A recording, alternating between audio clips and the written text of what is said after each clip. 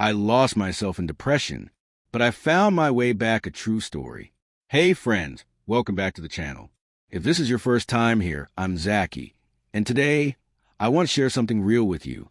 Not a how-to, not a productivity hack, not a quick fix. This isn't one of those videos that promises you'll feel better in 60 seconds. No, this is a story. One that's close to my heart. A story about depression, not from a textbook or a distant case study, but from a real person. Someone who lost themselves in the dark and somehow, step by step, found their way back to the light. This story is about what depression actually looks like, not the dramatic movie version, but the quiet, invisible kind that so many of us carry in silence.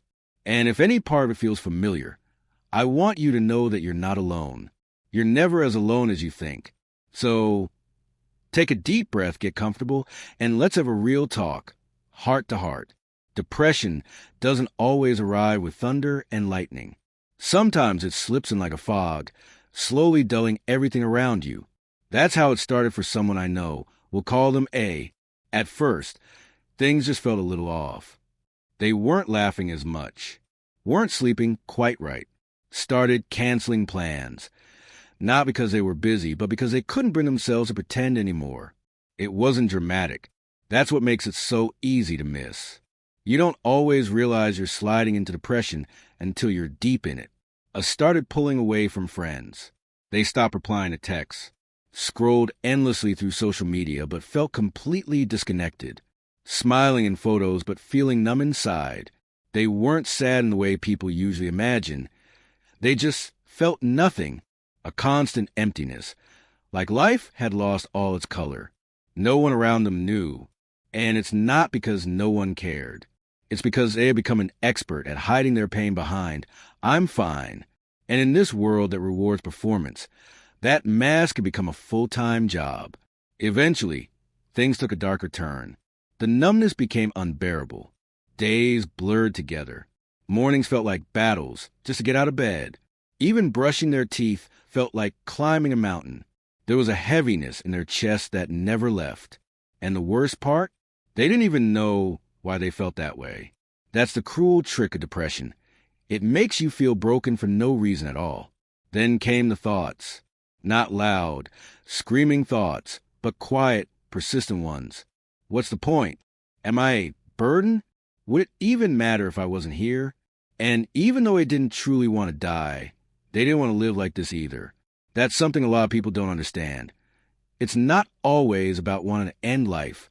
Sometimes it's about not knowing how to live with the weight you're carrying. Those nights were the hardest, lying awake while everyone else seemed to be moving on with their lives, watching the world from behind a glass wall, unable to reach it.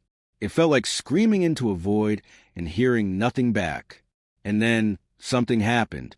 Not something big, not some earth-shattering breakthrough.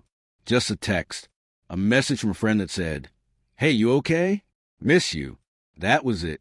7 simple words. But it cracked the wall just enough to let some light in.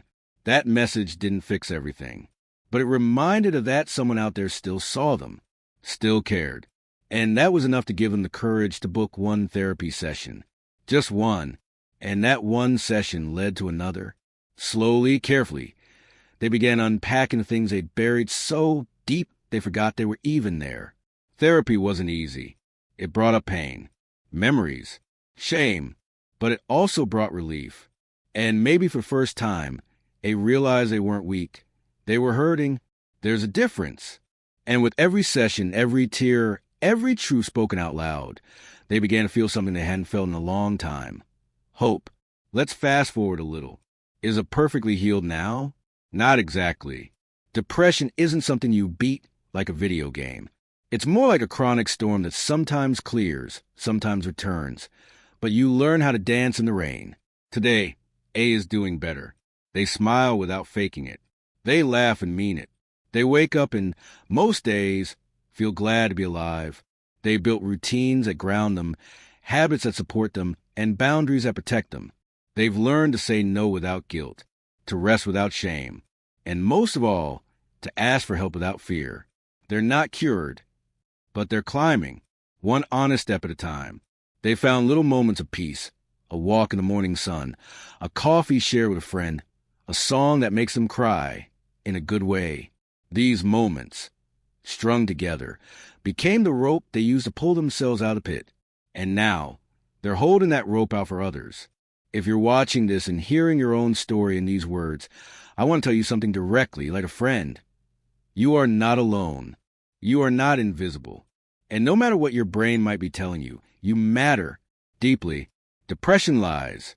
It tells you the world would be better without you, that no one would understand, that it's hopeless. But those are just thoughts, not facts. And thoughts can be challenged, rewritten, healed. You don't have to have everything figured out.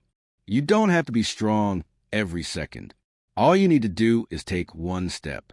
That could be reaching out to a therapist, journaling, calling a friend, or even just admitting to yourself, I need help. That alone is courage. That alone is enough. You deserve to feel better. You deserve peace. You deserve a life that feels worth living. Don't give up before the breakthrough. So that's the story. One person's journey through the thick fog of depression back into the light. And maybe in some small way, it's your story too. If it is, I want you to know you're not broken. You're not beyond repair. You're not alone. If this video touched you, please share it with someone who needs to hear it. Sometimes a simple message, a video like this, can be someone's turning point. And if you want to be part of a community that talks openly about real stuff, mental health, growth, healing, hope, hit that subscribe button. We're building something special here, a place where honesty is welcome and pain has a place to be seen and understood. Thank you for watching. Thank you for staying. This is Zaki, and I'll see you in the next one. Until then, please take care of yourself. You matter more than you know.